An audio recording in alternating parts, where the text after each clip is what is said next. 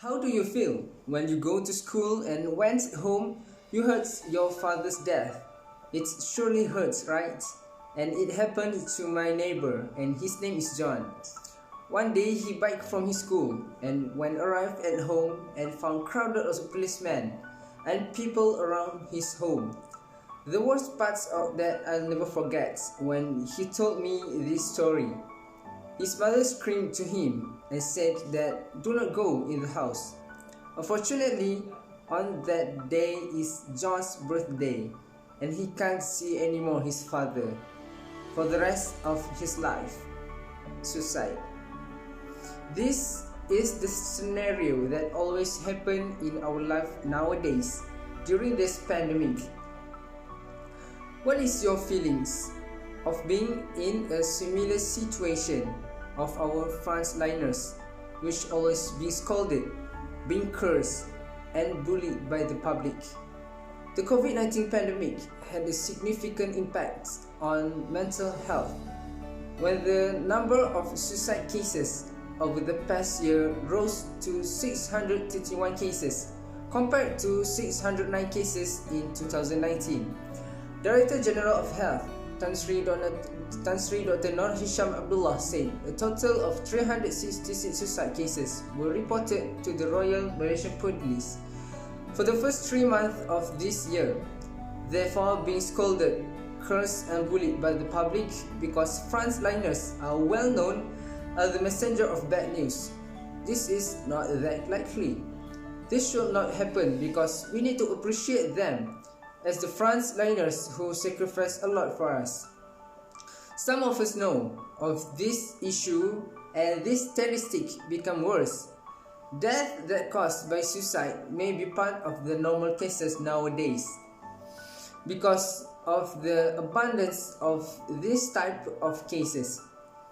The death that happened by any sudden and not also expected. This death always brings big challenges to the family and also the community. Suicide causes ripples and can be symbolized like a stone thrown into water, touching us all. What is your opinion about the feeling of a child who his father went out to work and never come back?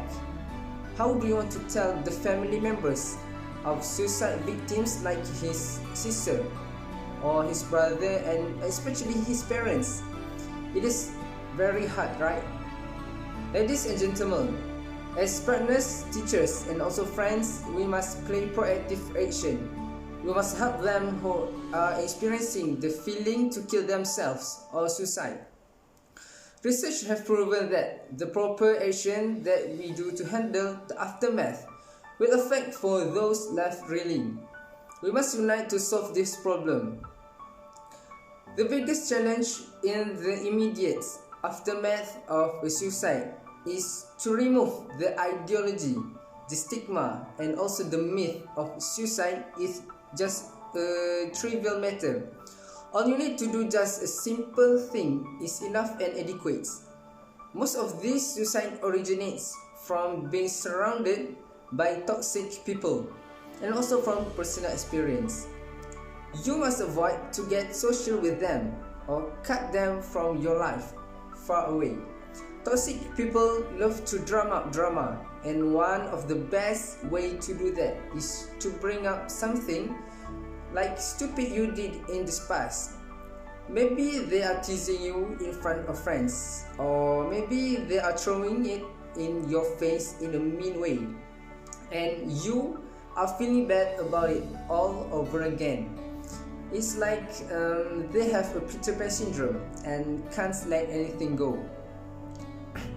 According to a piece in Forbes by Travis Bradbury, toxic people might be afraid that people are going to do harm to them.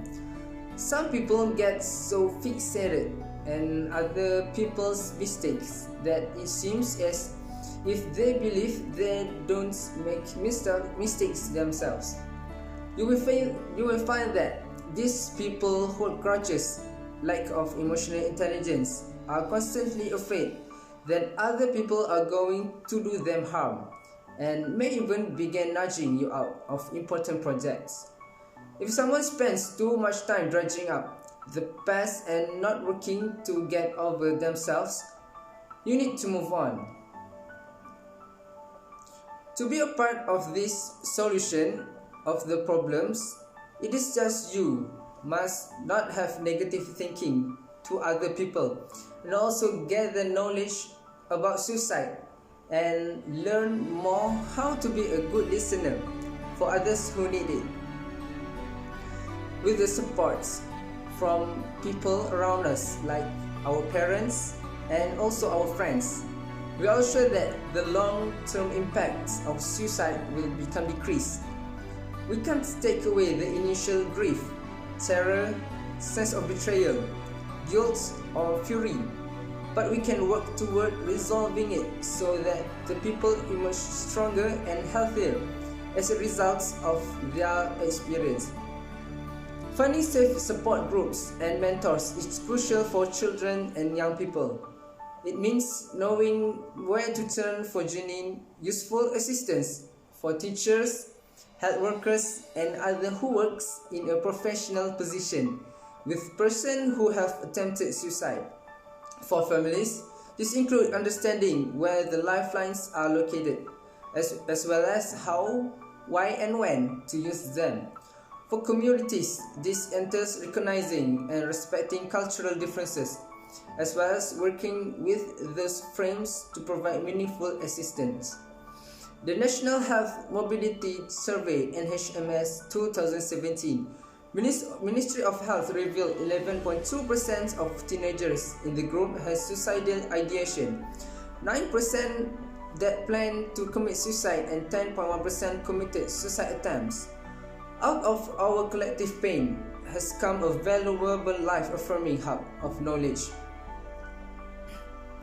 There's no need to unintentionally inflict more suffering because of ignorance or the false assumption that if you don't talk about it, it will go away. And I am grateful for that this wasn't available when my family needed it the most, but it is now. Let's make sure that we put it to good use. Let us make sure we learn everything we can about depression and how to deal with it. Let's make sure we know what resources are available for folks in our communities who have previously been identified as vulnerable by studies. And I think finally, let us make certain that we are totally supportive of one to another as we learn to live openly and fully without passing judgment or calling each other names. There is widespread and understandable apprehension about discussing suicide in public. According to research, there is a direct link between how suicide is reported and the events that follow. Copycatting occurs when a high-profile celebrity suicide is covered in a way that idealizes the person's action and life. Describing the approach used for making the incident's front page news are both a good idea. The finale is the final act in a much longer drama which is often overlooked in our quest to shelter ourselves for our own vulnerabilities. That is a narrative that must be told. It is one that strips away the panic, the terror, and any erroneous glorification, focusing instead on the path that leads to the deed. What clues did you find along the way? And how and why did we go so long without reading them?